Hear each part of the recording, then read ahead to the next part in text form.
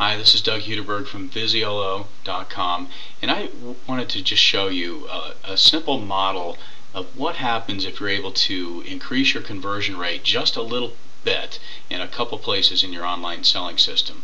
So what I have here is a flow chart that represents a typical online selling system where you have traffic sources driving traffic to an opt-in offer. This would be a free offer where you're asking for name and email address, and then after your prospects give you their name and email address, they land on the thank you page where you make another offer. This might be a one-time offer, or it might just be kind of a standard offer, but they see it immediately after they opt in, and this is a product offer, and then they go on to the rest of the process to either download the product they bought or to download the free report they opted in for.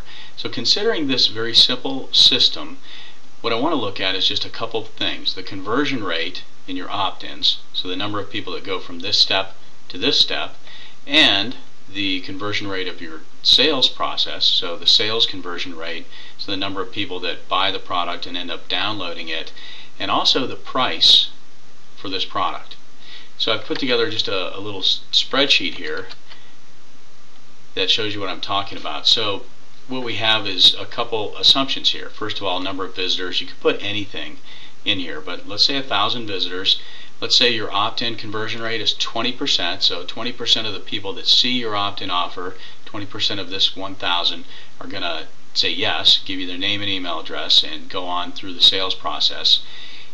And then we have a price for the product you're offering. Right now I have $14.99 in there. And then we have a conversion rate, so then that's just the number of people that see this sales offer at this step versus the number of people that take it. So we're saying only 3% will take it. But it doesn't really matter what we put in here. You can put any numbers in here, you're going to get the same effect. What I have in this column is, what if you're able to increase through optimization, by tracking your sales system and making some minor changes to get a small increase in conversion. So what if you're able to get a 15% conversion at each one of these steps, or for each one of these components? So that's what's shown here. You get these new values. So we go from 20% to 23%. That's a 15% increase. We go from $14.99 to $17.24. That's a 15% increase. And then we go on from a conversion rate of 3.0% to 3.45%. Let's just say 3.5%. Here's what happens. Your baseline is based on these original values. So originally, you get 1,000 visitors, 200 opt-ins, 6 customers, $89.94 in sales, which is a sales per visitor of 9 cents and an average sale of $14.99.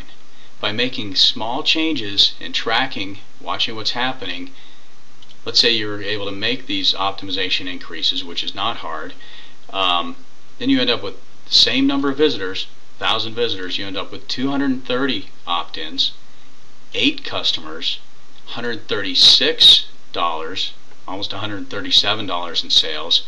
Sales per visitor is now 14 cents per visitor.